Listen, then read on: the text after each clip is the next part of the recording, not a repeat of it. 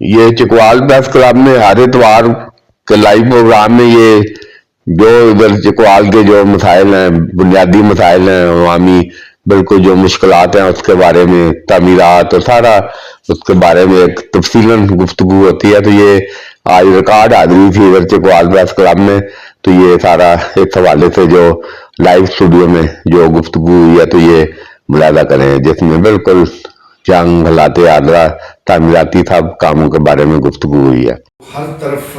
یہ ہمیں نظر آ رہا ہے، خاص طور پر چکوال میں اس کے اثرات واضح طور پر سڑکوں پر نظر آتے ہیں، اور سڑکوں پر جو گہما گہمی پہلے ہوا کرتی تھی اس میں کافی کمی ہے. ایک طرف حکومت کا یہ کہنا ہے کہ 3 ہفتوں کے دوران 125 ارب روپے کی سبسڈی وہ دی جا چکی ہے. اس کا مطلب یہ ہے کہ اب حکومت بھی ہاتھ کھڑے کرنے جا رہی ہے. اگر خدا نخواستہ صورتحال میں کوئی بدلاؤ نہ آیا تو پھر وہ وقت دور نہیں کہ جب پیٹرول کی قیمتوں میں مزید اضافہ ہو سکتا ہے. دوسری طرف جو حکمت عملی ہمیں سمارٹ لاک ڈاؤن کے حوالے سے نظر آ رہی ہے، اور جس کے کچھ خد و خال سوشل میڈیا کے ذریعے سامنے بھی آئی ہے کہ حکومت جو ہے وہ 2 دن کا لاک ڈاؤن اور 2 دن کی بندش جو ہے مارکیٹ سمیت وہ کرنے جا رہی ہے. باضابطہ طور پر اس کا اعلان ہونا باقی ہے، لیکن یہ طے ہے کہ انرجی کرائسس پر قابو پانے کے لیے یہ سارے اقدامات اٹھائے جا رہے ہیں. اور دوسری طرف جو اس وقت پیٹرول اور ڈیزل کی قیمتیں ہیں اس نے ہی عام آدمی کی زندگی کو مشکل ترین بنا دیا ہے، اور کاروباری صورتحال انتہائی مخدوش ہے. اس ساری صورتحال میں جہاں انرجی کرائسس سے مارکیٹ اور دکانیں بند ہونے جا رہی ہیں، وہی چپڑ بازار کی 114 دکانیں جو ہیں وہ بھی آج شام کو شٹر ڈاؤن ہو جائیں گے، اور اس کے لیے 1 ماہ کا وقت دیا گیا ہے. یہ صرف محض 114 خاندانوں کی بات نہیں ہے، بلکہ اگر اس میں ٹھیا بان اور اس سے جڑے بالواسطہ اور بلا واسطہ لوگوں کو شامل کیا جائے تو یہ ہزاروں کی تعداد بنتی ہے. تو ایک جو معاشی بحران ہے وہ ہمیں سر اٹھاتا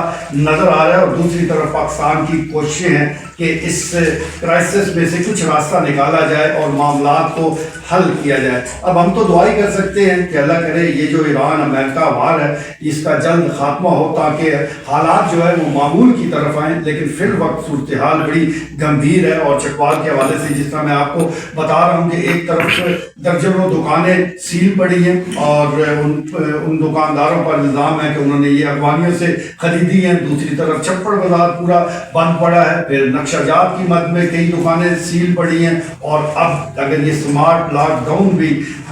وہ اس کا بھی اطلاق ہو جاتا ہے تو آپ اندازہ کر سکتے ہیں کہ چکوال کی تاجر برادری اور عوام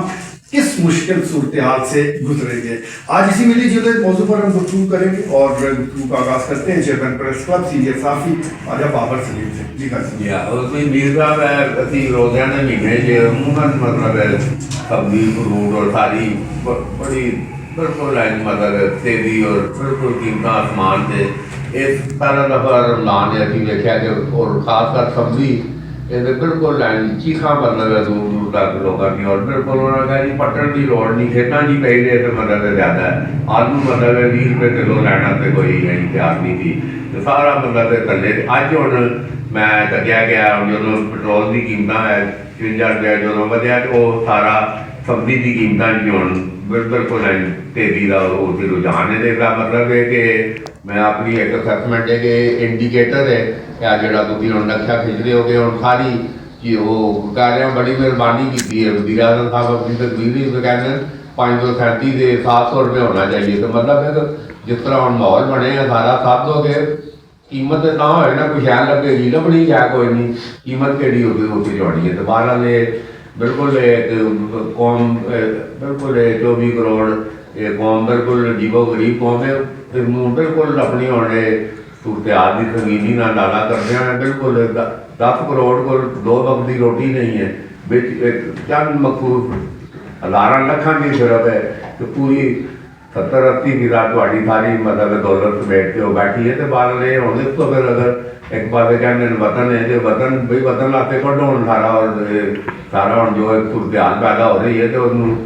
وطن کی اگر اکنامک بھی نہیں ٹھیک ہونی تو دوسری طرف کتنی بڑی خوش قسمتی ہے کہ تھی فیصلہ کرانا والے تمہیں پوچھا جا رہا ہے فیصلہ اندرونی صورتحال ہے تے کول